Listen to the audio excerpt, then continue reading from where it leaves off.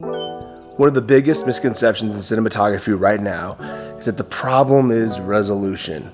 Everybody believes they need 4K, 6K, 8K, 12K, or even 17K. And after shooting this film, Animal, I realized it's not resolution that's a problem, it's intentionality. Here, let's get into it. Before we jump into it, stick around to the end where I give you a pro tip on why I use ISO 200 to shoot all of my night scenes on Animal. First, we've got Rochester Brewing Company, based here in Kansas City, and it's their Guatemala.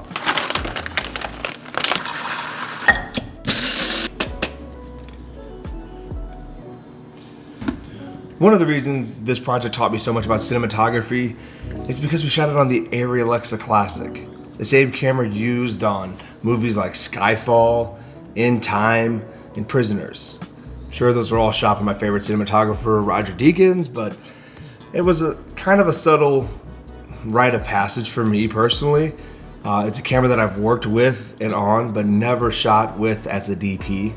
And at the time, there was plenty of other options that were cheaper, lighter, had better resolution, built-in NDs even, and go crazy high ISOs. But for the budget and for the sake of this movie, I knew that this was the camera for its color science and even its limitations. That would be right camera for this project.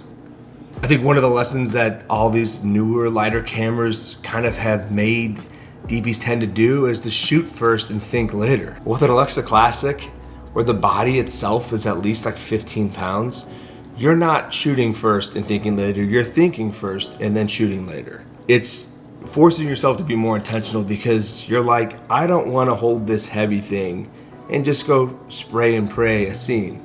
The Alexa Classic, yes, is it outdated? I dare you to turn on the movie Skyfall on whatever TV you have and you tell me if that camera doesn't still hold up to this day. And actually the majority of these movies, dude, they hold up so great. The resolution wasn't the biggest thing in the way, it was just where we were in the time of these cameras and the capabilities. And the more time I've spent in this industry, I've realized that sometimes the camera's limitations are sometimes this camera's biggest strengths. From its inability to be small and lightweight, compact, fit in a pocket, to it being so big that you're gonna need a team.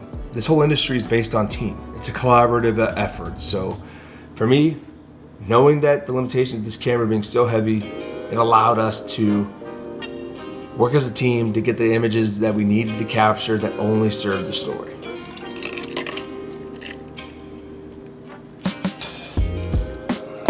Woo-wee!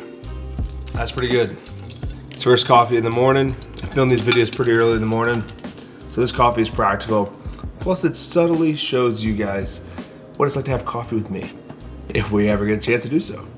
And I know none of the things I just mentioned have anything to do with resolution. Granted, it's not just resolution that's the problem, it's just the limitations. And we've already hit on that, but we've got a little bit more reasons why choosing the Alexa Classic was the right choice for this movie. Here, let's get into it. I think one of the biggest traps in cinematography today is convenience.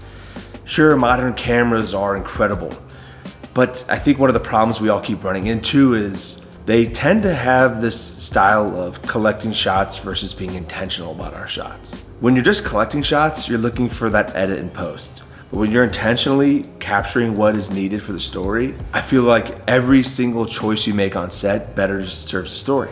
Don't get me wrong, I use modern cameras all the time, but because they're so convenient, you tend to fall into the habit of, need another shot? Grab it.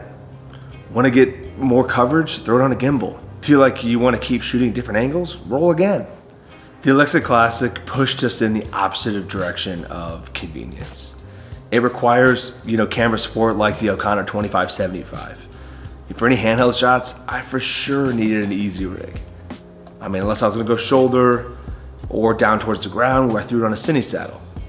But the camera itself required stronger and heavier duty camera stabilizers. We're still able to get beautifully sculpted shots, moving through spaces, whether that be handheld or Dana Dolly.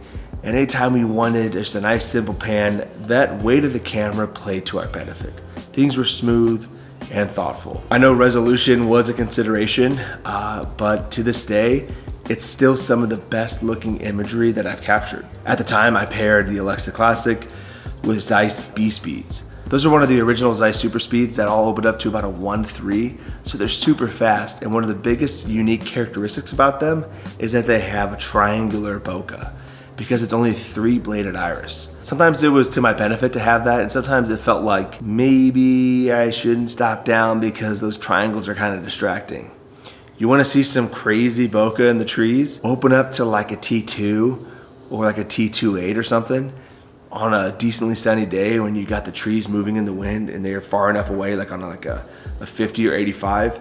The crazy triangle Dorito bokeh is unique. Some might say distracting, but this is a short film that I got brought on last minute, so I was able to push and have fun. One of the alternate options that we were gonna shoot on was the Canon C200 maybe. That's what was available to us with some Canon L series glass.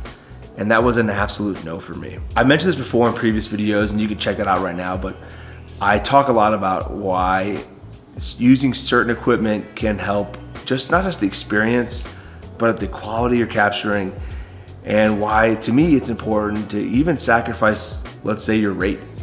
For this project, we were shot down in Arkansas, and the budget wasn't really there for a decent rate for me, but I turned my rate into the gear, knowing that the relationship that I was about to build with this director and the story we're about to tell was well worth it for my time just to get down there and capture this.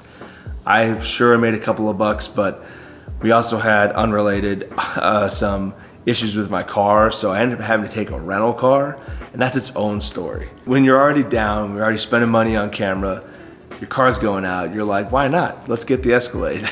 And put it this way, you spent some money. It's an investment. This is what we invest in. It's our industry. I'm out here trying to make as best quality images as possibly can, and it's not just the resolution that you need. It's the story. It's the crew. It's collaborating with other professionals, and of course, throwing on some really cool glass in front of it always helps. But one of the biggest limitations that this camera had, not just its size, but its sensitivity. I got a little pro tip for anyone out there who thinks higher ISO is the solution for everything. Here's a little pro tip when shooting in low light scenarios. Against contrary belief where, yes, I can go dual native ISO like I'm doing right now with 12,800 ISO, the Alexa Classic's native ISO is about 800. And what that means is that it has the equal amount of stops in the highlights as it does in the shadows from middle gray. And from what I remember, the Alexa Classic has about 7 stops in the highlights and 7 stops in the shadows at ISO 800. So when I'm shooting in my night scenes at ISO 200, I need more light to hit that sensor for it to be able to, get a decent exposure. And I already knew that going in. I knew I needed more light, but I knew I also was going to stretch that latitude further down in the shadows from middle gray. I was then getting 9 stops of shadow details from middle gray, and I lost stops in the highlights, about 5. But this is the Alexa Classic we're talking about. We're talking about some of the most beautiful highlight roll-off regardless. And for all my night scenes, I really didn't have to compete with uncontrollable, practical lamps. We had 4 scenes, and we had scenes taking place, outside at night from one of the residents' houses kind of thing. So it wasn't going to be a dramatic contrast between the darkest darks and the brightest whites. It was living in that dark range. One of the main reasons was I did not want to continue that lifted shadow look that at the time we were seeing so much of, on YouTube or even in some feature films. So one of the big tricks that I want to encourage you guys out there is to move your ISO around. A lot of the times right now to this day when I'm shooting exterior daytime scenes on Alexa Mini LF or maybe the Mini or my Redvi Raptor, I tend to push the ISO to about ISO 1200, maybe 1600, giving just a little bit more stretch in the dynamic range in the highlights, because one of my #1 goals is to never clip highlights. We are so quick to forgive darkest darks as humans because When you walk into an empty room with no lights on, we know what darkest darks looks like. But our eyes are so easy to adjust to the brightest light bulb in a room, where we can actually see the details.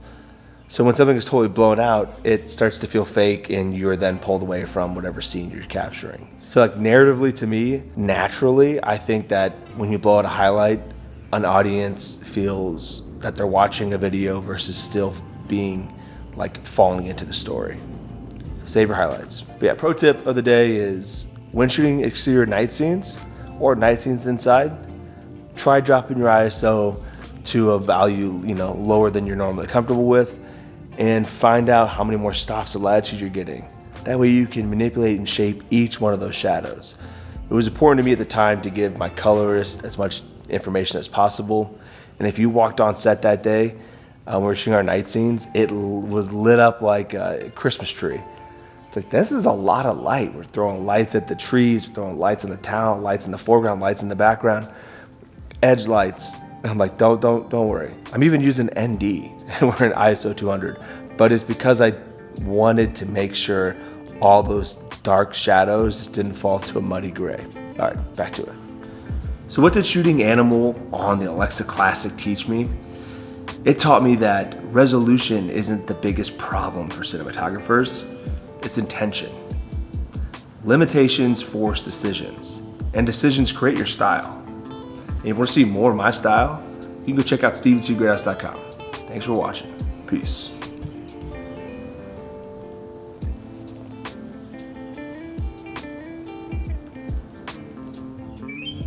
Don't forget to like and subscribe. Thanks. Peace.